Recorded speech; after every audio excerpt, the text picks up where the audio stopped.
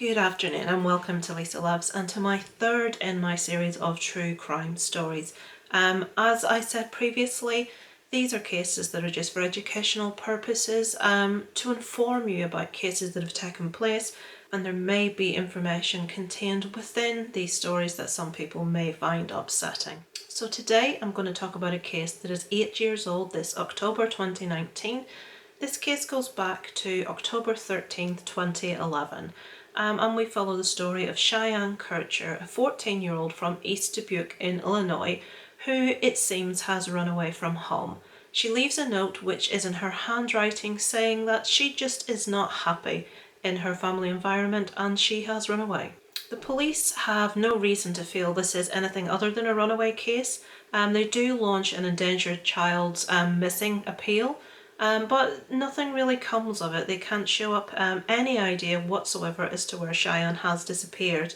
Upon speaking to her school counsellor, and people that knew her within the school, it was discovered that Chyenne wasn't very happy with her home environment, which was somewhat dysfunctional. Chyenne actually lived with her mother, with her stepfather, with her mother's new boyfriend, and with two siblings, one older and one younger. She did not get along whatsoever with her stepfather, Terry Abbas, and she had quite not the best relationship with her family. This was widely known in school. She had spoken to the counsellor at school about this. Her home, when the police actually went in to interview family to talk about the case, the home was photographed. It was quite in disarray. It was very cluttered and messy. And Chyenne was seen to be at school quite dishevelled a lot of the time. So for these reasons, and obviously the reason that the note that was left was in Cheyenne's handwriting, the police had no reason to suspect that there was anything other than a runaway case. So well over a year and a half passed, the case has gone cold. There are no leads as to where Chyenne has disappeared.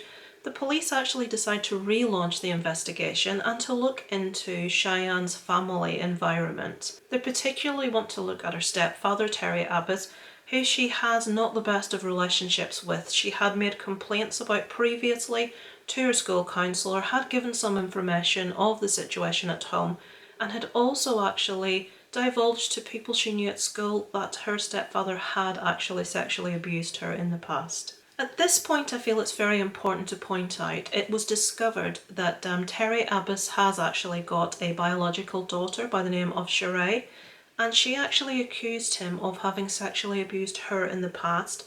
This abuse is alleged to have taken place when she was 3 years old.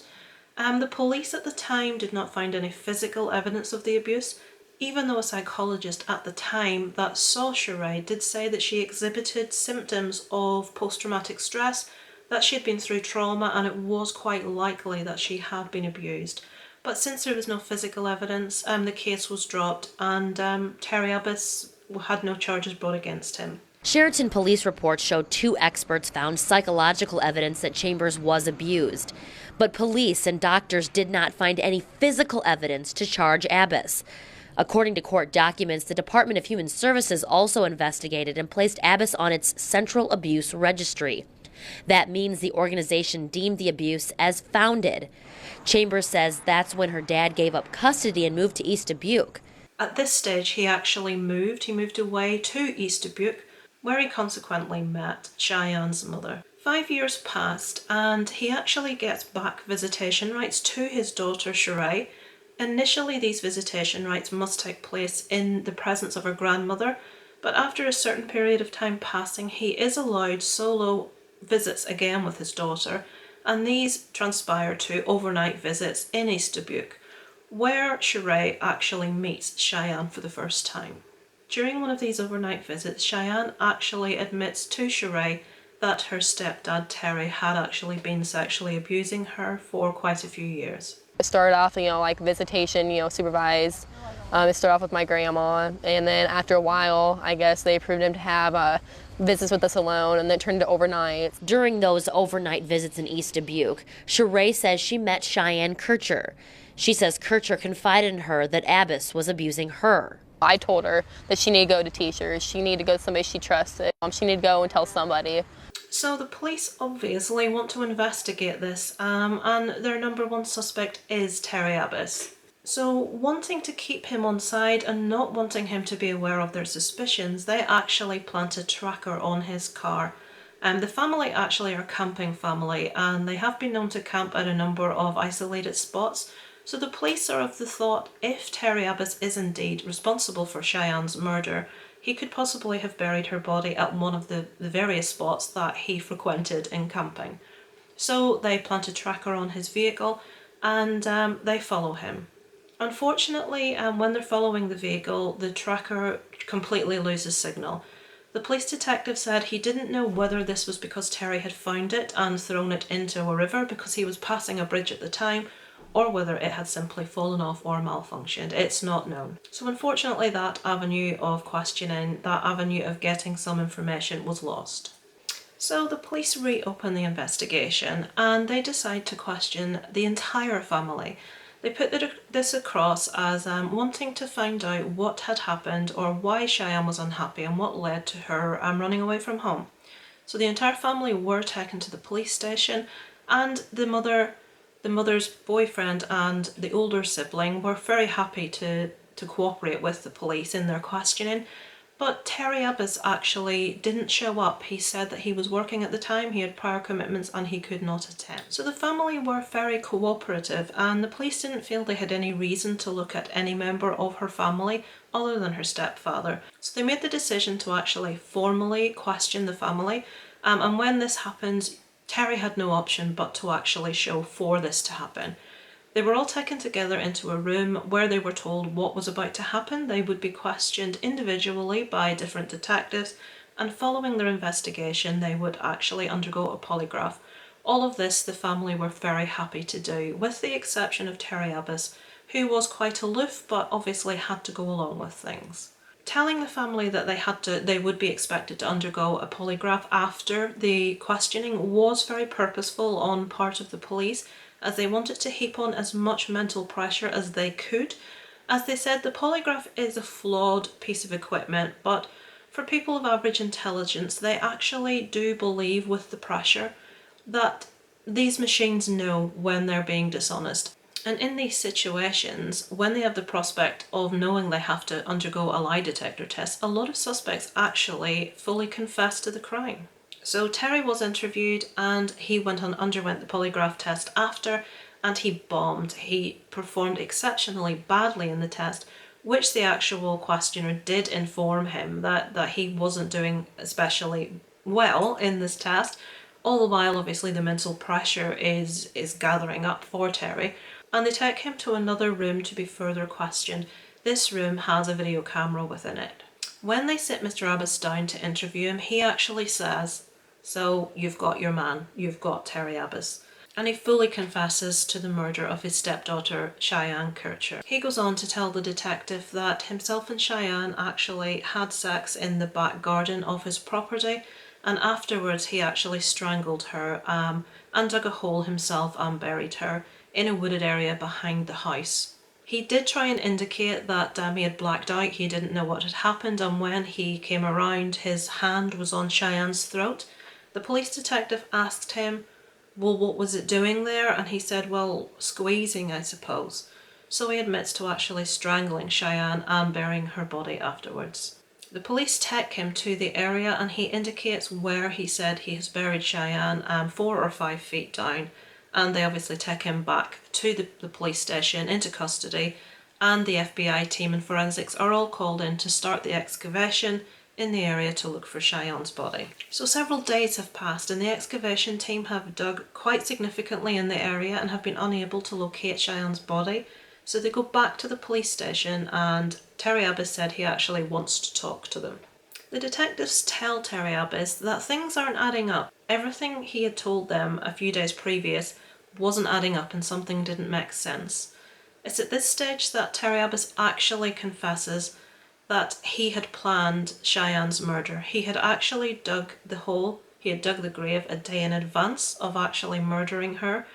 And something that had stumped the police since the beginning of this investigation, the note that was known to be in Cheyenne's handwriting, he had actually asked her to write that note 1 month prior to her murder.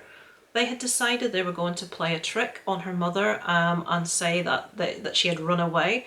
So she wrote the note, and Terry had planned all the time to use that as an alibi of such, just as a cover as to what had happened to Cheyenne. It's felt that he actually did this because he was aware that Cheyenne had actually told several people that he had been sexually abusing her over the years, and he was afraid that he was going to have to come forward about these crimes. He was going to be punished, he was going to go to prison, so he had to eliminate the problem before it became more of a problem. So with the new information, the police do finally locate Cheyenne's body. As they dig, they come across a black and white friendship bracelet that was known to be worn by Cheyenne. It is a small town, and some of the police detectives working on the case actually knew her personally, and this is a bracelet that she was known to wear, and she said it kept the demons away. So they did locate Cheyenne's body, and obviously the police now had all the information, all the evidence that they needed to fully convict Terry Abbas. Almost 2 years have passed since Cheyenne went missing. So Cheyenne went missing in October 2011, and we are now in September 2013. Almost 2 years have passed since Cheyenne's disappearance, and all that time she was lying less than 100 yards from her family home. The family were said to be absolutely devastated at the knowledge of what had happened to Cheyenne. Her mother fully believed that she had run away from home and that one day Cheyenne would come home when she was ready. Terry Abbas went to court, and he just seemed to want this to go through as quickly as possible. He declined a lawyer, he wanted to speak for himself. He was obviously found guilty and was sentenced to life imprisonment without the opportunity of parole. So I want to leave this with a quote for you from the former superintendent of the high school that Cheyenne attended, by the name of Greg Herbst. And I think what he said is a very fitting way to leave this case. Television will sometimes portray that there is an honour code in prisons. Crimes against children are frowned upon. So it is my hope that Mr. Abbas is having this code of conduct imposed on him every day for the rest of his life. If that sounds cold to some, I don't apologise, because he sexually assaulted and murdered a 14-year-old girl. And I have to say, I fully concur with Mr. Herbst's comments, and that is the unfortunate case of Chyenne Kircher. Had you heard about this case? This is one of the cases that's actually explored on the Sky Crime documentary, How I Caught the Killer. It's the second episode in the first season. If you want to check that out, it's got lots more information and a lot more detail than I obviously went into there.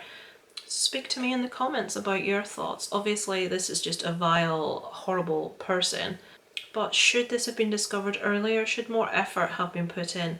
The police have fully defended their investigation in the early days, but could something have been done earlier?